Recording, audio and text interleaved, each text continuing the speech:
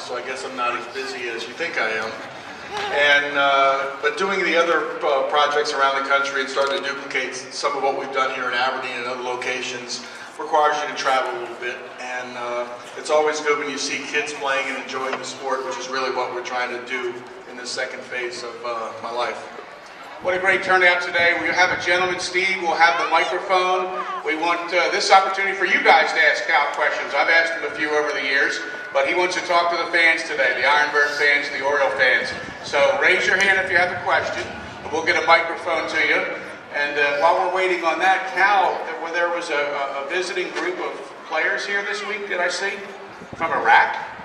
I know that that's part of, when I became a special envoy to the state to spread goodwill through baseball. We've gone to Nicaragua and China, and we talked about having a trip to South Africa that hasn't taken place. Well, part of that program does invite different places around the world into our complex here in Aberdeen. First, like the Chinese group was here for, I guess, 6 weeks or almost 2 months training, and then when we went back to China, there was a system that we already had put in place to help that transition. So that's really what's happening with the group from Iraq. Very cool, very cool. Let's get some questions for Cal. Go ahead, right in the middle. Hi, Cal. First, you're my all-time hero. I speak for a lot of people here. Second, a couple weeks ago, there was a story that came out Fox Sports about between you and Peter Angelos about you approaching him with to work for the team, and obviously that caused a lot of turmoil, or a lot of story. His supposed response caused a lot of turmoil. Are you interested in coming to work for the Orioles? Go right there, shall we? First of all, are you a plant in the audience?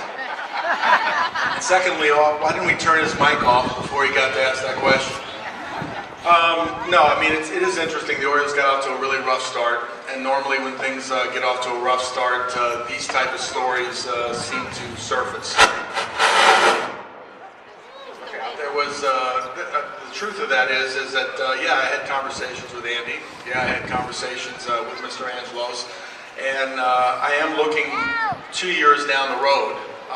Because I still value my time to be able to watch my boy develop as a baseball player and a basketball player, and I love being around for that. My daughter's a sophomore in college now, and my boy's a sophomore in high school, so it's nearing a time when, if I was to choose to come back, you might want to start to plan for that. And really that's what it's all about, and that's what we've been talking about, and we continue to talk. And I'm very encouraged by those sort of talks. But as far as the story goes, there was some untruths to the story. It was, and I've never been on an adversarial side of Mr. Angelos. Matter of fact, this beautiful place here was built, and we have an Oriole affiliate because he took a great interest in it and allowed that to happen. So, we have a good relationship, and we continue to talk. I've really enjoyed my conversations with Andy McPhail. I think he's done a wonderful job of bringing a young team, a young talented team to the table. Now it's just a matter of figuring out how you can put that talent together and win on the field. Some more questions.